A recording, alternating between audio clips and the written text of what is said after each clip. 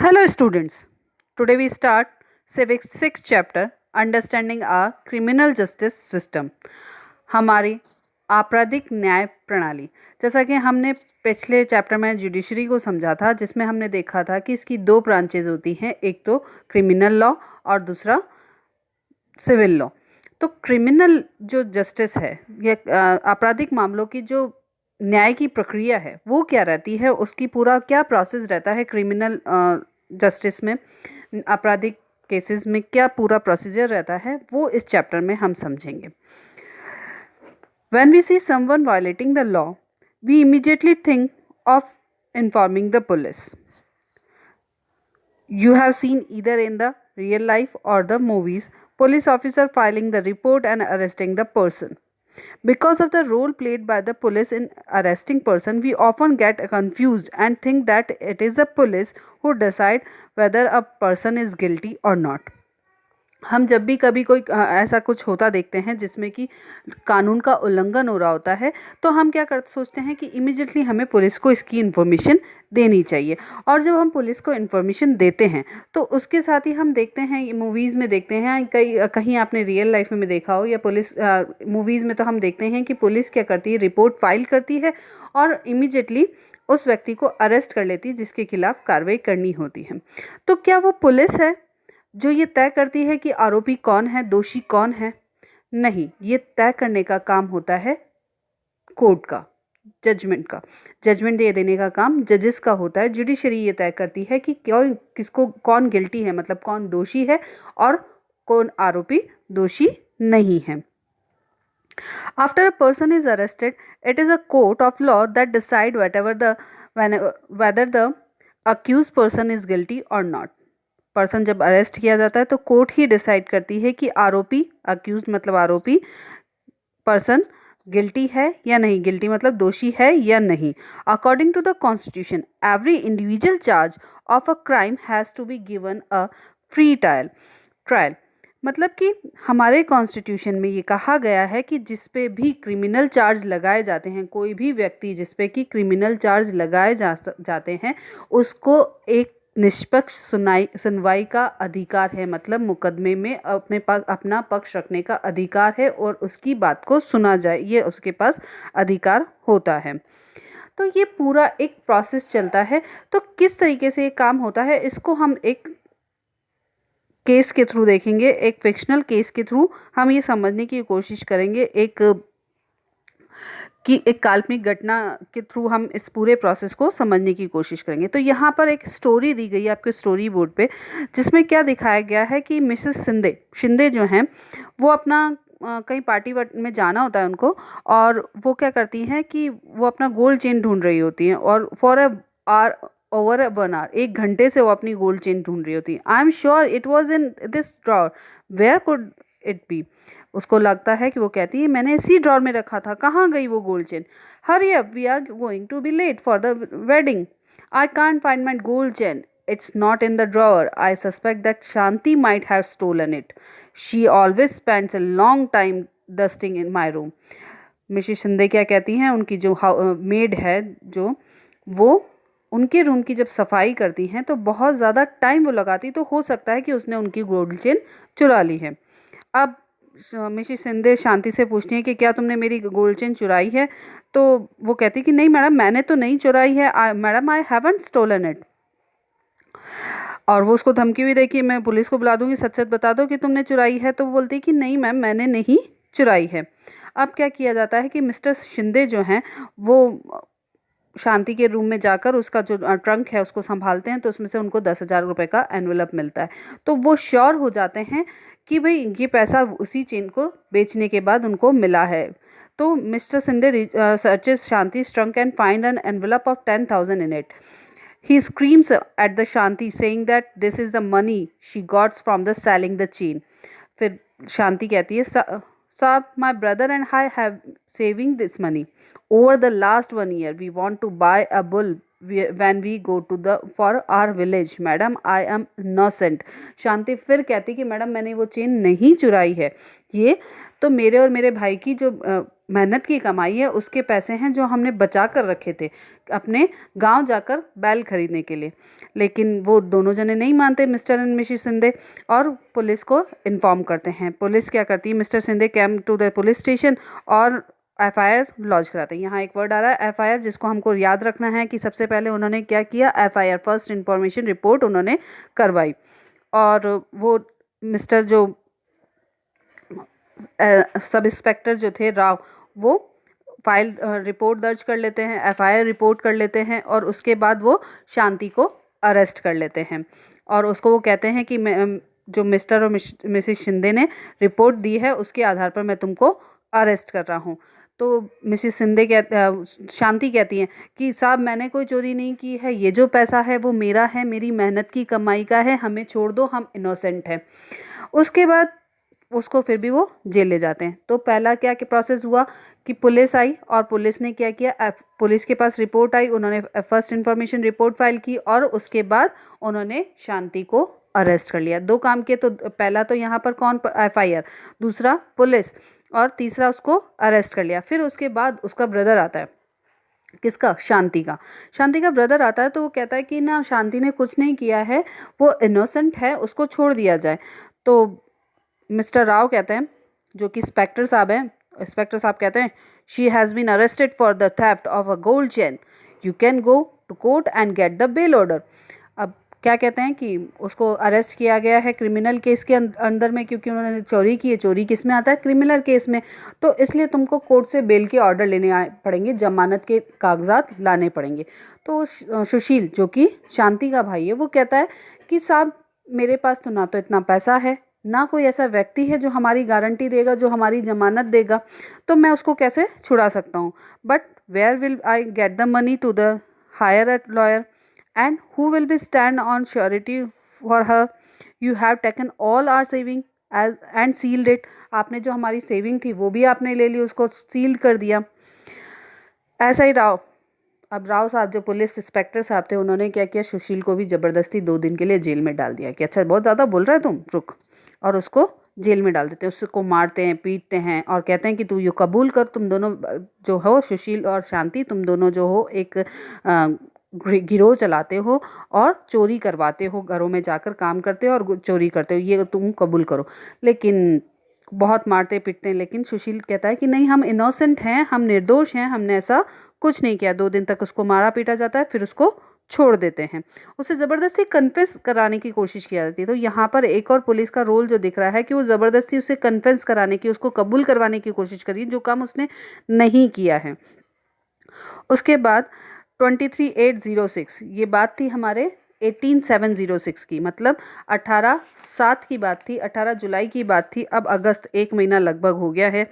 और although the court guaranteed bail to the Shanti after a month, 1 महीने बाद शांति को बेल भी मिल जाती है, पर she was unable to get anyone to stand surety for her for 20,000।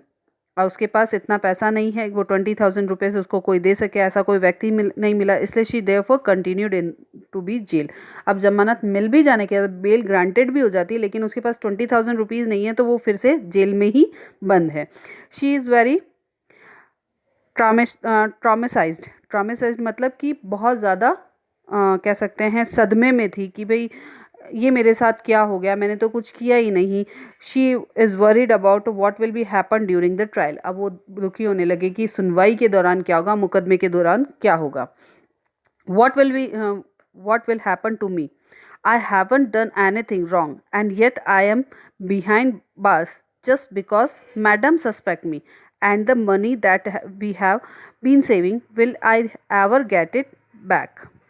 अब वो क्या सोच रही होती, बहुत ज़्यादा सदमे में होने के बाद ये सोच रही होती कि अब मेरे साथ क्या होगा, मैंने तो कुछ गलत ही नहीं किया, सिर्फ मैडम ने मुझे सस्पेक्ट किया, मुझ पे आरोप लगाया, इस वजह से मैं जेल में हूँ।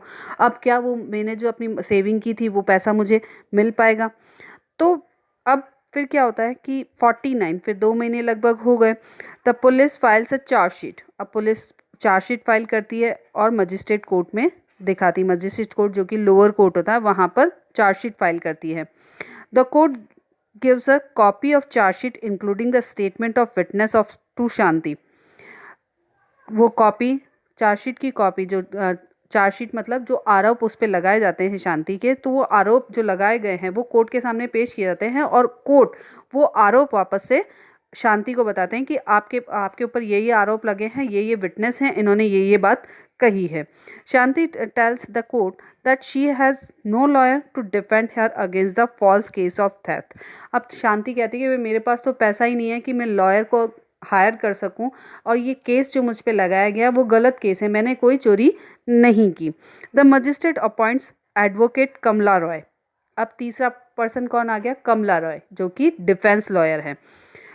शांति defence lawyer at the government expenses. Government के एक्सपेंसेस पे एक डिफेंस लॉयर नियुक्त किया जाता है जो कि शांति के बेसिस पे शांति के लिए केस लड़ते हैं, क्योंकि अकॉर्डिंग टू आर्टिकल 22 हमारा कॉन्स्टिट्यूशन जो है उसमें 22 में लिखा गया है कि every one person has right fundamental right to defend by a lawyer. उसको ये अधिकार है कि वो अपने पक्ष के लिए लॉयर को खड़ा कर सके, लॉयर रख सके।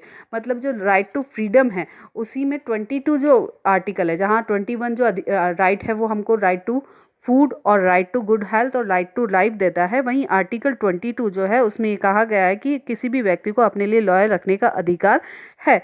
और आर्टिकल 39A जिसमें यह बताया गया है कि अगर कोई व्यक्ति इतना कैपेबल नहीं है या गरीब है तो जो अपने लिए लॉयर नहीं रख सकता है, तो उसके लिए गवर्नमेंट लॉयर प्रोवाइड कराती है और उसके एक्सपेंसेस भी गवर्नमेंट ही देती है। अब जब कमला रॉय को नियुक्त किया गया तो शांति ने सारा केस बताया कि भाई मैंने चोरी नहीं की, मेरे पे ये इल्ज़ाम लगाया गया। सारी चार्जशीट वो उनको बताती है, सारे पेपर्स उनको देती हैं और सब कुछ उनको बताती है कि हमारे 10,000 रुपये हैं वो भी उन्होंने रख लिए हैं। उसके बाद फिर से 11/11/12/06 मतलब ये केस शुरू हुआ था जुलाई में और दिसंबर आ जाता है। दिसंबर में सुनवाई शुरू होती है। The court frame charge the theft of Mr. Shinde's gold chain and prosecution of money ₹10,000 got from the selling stolen property against Shanti. Case होता है, उसकी सुनवाई शुरू होती है और उसमें कहा जाता है कि भाई जो के शांति ने ना पैसे बेच के उसके पास से चेन बेचकर उससे 10,000 रुपये भी मिल गए हैं, तो ये इसने चोरी की है। 8307 लगभग वापस मार्च का महीना आ जाता है और द पब्लिक प्रोसिक्यूटर वो होता है सरकारी वकील जो सरकार की तरफ से केस लड़ रहा होता है, क्योंकि ये जो केस है वो केस में स्टेट वर्सेस शांति है। तो इसमें मतलब स्टेट, क्योंकि ये अपराध जो हुआ है वो राज्य के खिलाफ हुआ है, राज्य का कानून टूटा है, इसलिए इसकी जो कार्रवाई है एक तरफ तो डिफेंस लॉयर कर रहा है और दूसरी तरफ पब्लिक प्रोसिक्यूटर मतलब सरकारी वकील। The public prosecutor appears in the case on the behalf of the state. He present Mr. and Mrs. Shinde as a key witness और उन्होंने मिस्टर एंड मिसेस शिंदे को विटनेस के रूप में, गवाह के रूप में खड़ा किया और उन्होंने पूछा, so tell me mister missus Shinde, how did the gold chain go missing? कैसे आपकी गोल्ड चेन खत्म हुई? हम देखते ना टीवी में, तो बताइए आपको कैसे लगता है, आपको कैसे कब पता चला कि आपकी ये चेन खो गई है? तो उन्होंने बताया कि भाई हम शादी में जाने के लिए तैयार हो रही थी, तब मैंने देखा कि मेरी गोल्ड चेन मेरे पास नहीं है। और शांति जो है मेरे कमरे में बहुत ज़्यादा टाइम लगाती है, तो मुझे लगता है कि उसने चुराया होगा। जब हमने उसकी ट्रंक की तलाशी ली तो उसके पास से हमको क्या मिले? 10,000 रुपये मिले और उसके ये 10,000 रुपये उसने जो लिए हैं वो चेन बेच के लिए हैं। तो ये पब्लिक प्रोसिक्यूशन मतलब सरकारी वकील का कहना था। वही डिफेंस लॉयर जो कि कमला रॉय थी, उन्होंने उनसे पूछा, क्या आपने शांति को चेन चुराते देखा है? तो उन्होंने कहा नहीं, हमने तो नहीं देखा है। So what you are the basically saying is that you did not see Shanti steal the chain, nor did you recover the chain on the Shanti. Also, in the 3 years that she was working for you, nothing has been stolen from the house. You were also regularly paying her ₹100,000 as a salary each month. अब defence lawyer क्या कह रहे हैं कि आपने 3 साल से शांति को काम कर पे रखा है, उसने आज तक कोई चीज़ चुराते आपने नहीं देखा, चेन चुराते आपने इसको नहीं देखा, आज तक आपके घर से उसके अलावा कोई चीज़ गायब नहीं हुई है। तो और आप हर साल हर महीने उसको 1,000 रुपये भी सैलरी के रूप में देते हैं। तो इससे जो डिफेंस लॉयर ये प्रूव करती हैं कि इनके पास कोई परफेक्ट एविडेंस नहीं है, सबूत नहीं है। एडवोकेट रॉय जो कि डिफेंस लॉयर है, examine Sushil and his employer as a defence witness, और वो डिफेंस विटनेस के रूप में सुशील जो कि शांति का भाई है उनको भी प्रस्तुत विटनेस के रूप में, गवाह के रूप में लाते हैं, और उसका जो एम्प्लॉयर है मतलब उसका जो मालिक है उसको भी प्रस्तुत करते हैं थ्रू द टेस्टोमनीज। टेस्टोमनीज मतलब गवाह। She is able to show that the rupees 10,000 found in Shanti's trunk could well be the earning of Sushil and Shanti। और इन दोनों के गवाहों के थ्रू वो ये प्रूव करने में सक्षम हो जाती हैं, या वो प्रूव कर देती हैं इन गवाहों के बयानों से कि जो 10,000 रुपये मिले हैं वो 10,000 रुपये सुशील और शांति की मेहनत की कमाई है। उसी दौरान सुशील ये सुनता है कि मिस्टर शर्मा जो हैं वो उन्होंने किसी गैंग को पकड़ा। इंस्पेक्टर शर्मा एक तो थे इंस्पेक्टर जो स्टार्टिंग में आए थे, वो इंस्पेक्टर क्या थे, मिस्टर राव, और मिस्टर राव थे एक तो सब इंस्पेक्टर, और एक ये इंस्पेक्टर हैं मिस्टर शर्मा जिन्होंने एक गिरोह को पकड़ा है जो कि as a trial in the nearing completion, Sushil learns that the Inspector Sharma has busted a gang of young men who have been stealing the jewelry from the Shinde's neighborhood. Some of the Mrs. Shinde's sons' friends are part of this gang. Mrs. Shinde's chain has been found on them. Sushil tells Advocate Roy about this. Advocate Roy now calls Inspector Sharma as a defense witness. अब वो अपने defence witness के रूप में inspector Sharma को बुलाती हैं और उनको पूछती हैं कि आपने ऐसा कोई गिरोह का बस्टेड मतलब भांडा फोड़ करना, पर्दाफाश करना, ये देखना, पता लगाना कि आपने ऐसे कोई गिरोह का पर्दाफाश किया है जो कि ज्वेलरी चुराता है। तो वो बताते हैं कि हाँ, हमने ऐसे गिरोह का पर्दाफाश किया है जो कि यंग लोगों का गैंग है, उसमें से कुछ जो हैं मिसिस सिंधे के दोस्त भी हैं। तो inspector Sharma, can you show and tell us what you have found, आपको क्या मिला और आपने क्या देखा। तो वो बताते हैं कि हमने एक यंग गिरोह का भांडा फोड़ किया, पर्दाफाश किया है, और उनके पास से मिसिस सिंधे की जो चुराई हुई चेन है वो भी मिली है, और उसको मिसिस सिंधे ने पहचान भी लिया है। अब इन सब चीज़ों को सुनने के बाद तो यहाँ पर हमने देखा कि कितने लोग आए। एक तो हमारे पास पुलिस आई, दूसरा हमारा पब्लिक प्रोसिक्यूटर आया, तीसरे हमारे जज साहब आए, और चौथा हमारा फ्री ट्रायल मतलब जो कि स्टार्टिंग में उसने कहा था कि मेरे पास सुनवाई के लिए लॉयर रखने के लिए कोई नहीं है, मुझे अपने जो मेरे पर केस लगाया गया वो झूठा केस है, उसकी सुनवाई के लिए मुझे कोई ना कोई हायर करना है, तो मेरे पास पैसे नहीं, तो गवर्नमेंट उसको, तो फ्री ट्रायल उसको मिला। तो यहाँ हम देखें तो की फीचर्स हमको देखने को मिलते हैं। तो एक है police, public prosecutor, defence lawyer और जज, ये सारे लोग इसमें इन्वॉल्व होते हैं। इस पूरी स्टोरी में हम देखते हैं जज साहब ये कहते हैं कि शांति जो है वो निर्दोष है, उसने कुछ नहीं किया है, तो मिस्टर राव ने जो 10,000 रुपये उनसे लिए हैं वो भी उनको वापस देने पड़ेंगे, और इसको बाइज्जत बरी किया जाता है, इसको निर्दोष साबित किया जाता है।